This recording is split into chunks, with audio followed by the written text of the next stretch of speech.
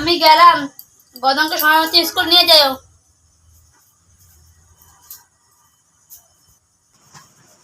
দেরি হয়েছে বাবা, তাড়াতাড়ি রেডি হতো। ওর মা সব দায়িত্ব আমাকে দিয়ে হয়ে যায়, খাওয়াও, এই করো সেই করো, যে তাড়াতাড়ি প্ল্যান করতে দেরি হয়েছে। রোজটা দিয়ে তোর দেরি হবে, তো একটা দিন তাড়াতাড়ি রেডি করবে, নিজে নিজে রেডি হতো। আমারও তো কাজ আছে নাকি, তোর মার যেরকম কাজ আছে আমার কি কাজ নাই? কাজ বলছিস সব ঢুকেছিস ব্যাগে? ঢুকেছিস? দেরি হয়েছে, কাজে কোনো প্রবলেম আছে? হ্যাঁ তুই সব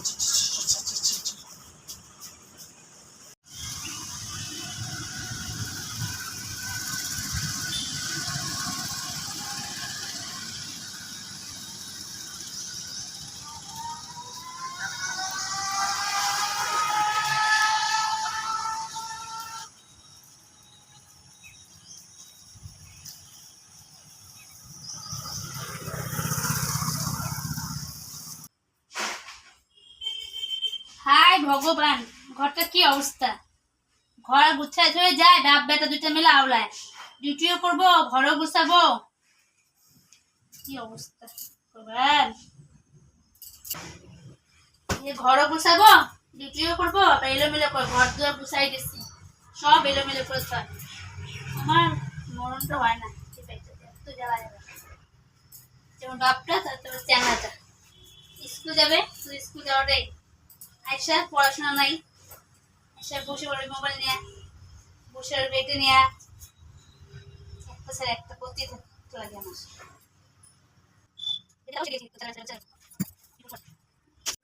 এটা বুঝলাম, এই জামাটা বুঝলাম, এটা করো, করতে থাকো, একদিন স্কুলে আসবে, আসে শুরু হয়ে যাবে।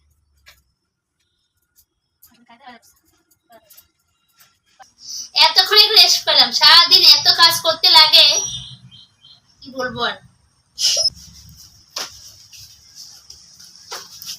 ওই যেখান দিন ছিল ওখানে একটা গুছাই, ওই মার আবার কি হইলো, নিয়ে নিয়ে যা। জিনিসপত্র আলো ঝালা করে না, ঘরটা গুছাতে পারবে না, এত কাজ করতে লাগে আমাকে জন্য। কি গরম, জীবনটা কয়লা হয়ে গেল, যে গরম পড়ছে কদিন থেকে।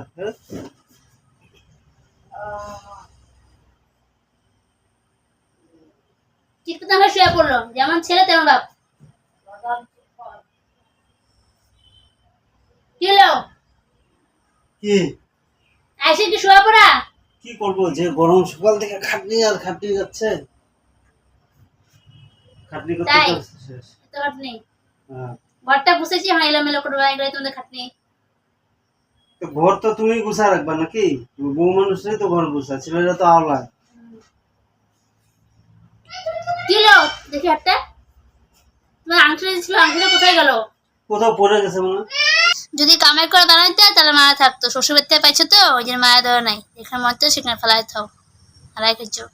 কি হয়েছে, একটা গেছে 14টা আসবে।